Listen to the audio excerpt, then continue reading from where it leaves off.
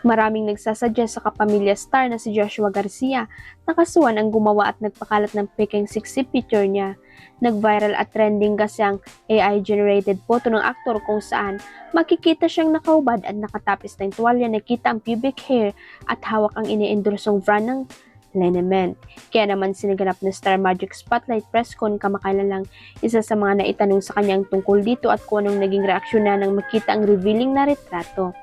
Kwento ni Joshua, nakita raw niyang naturang image habang nakaupo sa makeup chair at inaayusan para sa isang event. Nag-search kasi ako sa ex ng meme ko and then mini-makeupan ako ni Ryan, makeup artist. Simulang kwento ng binata, hindi naman daw siya nagpanik o na-offend nang makita ang picture. Pinakita pa raw niya ito sa mga kasama niya. Tingnan niyo yung katawan ko rito, payatot pa ako. Ano ang nararamdaman niya nang makita ang peking litrato na pinagpesta ng netizen at inakalang siya talaga ang lalaking nakaubad. I don't know man, like sobrang dami ng AI sa internet, hindi na siya makontrol and I'm pretty sure hindi lang ako ang makaka-experience niyan sa napakaraming taon na dadaan sa ad ni Joshua. Hindi naman ako nagpanik kasi alam ko namang hindi ko katawan yon. Sabi niya, natatawa panghirit ng Love is Never Gone lead star, kailangan ko mag-post ng ganun ng totoo talaga para matakluban yung fake AI body ko.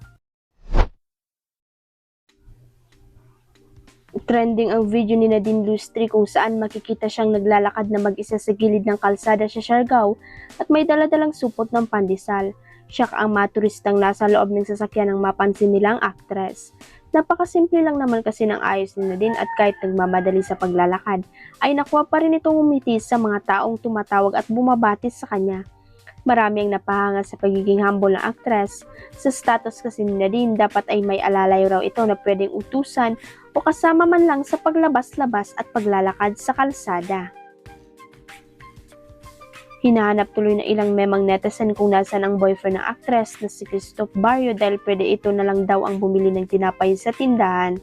Anyway, ang chika ng fans ang bongga pa rin daw ni Nadine kasi kahit napakapambahay lang ito at no makeup at may hawak ng supot ng pandesal ay very aesthetic pa rin daw ang aura ng aktres.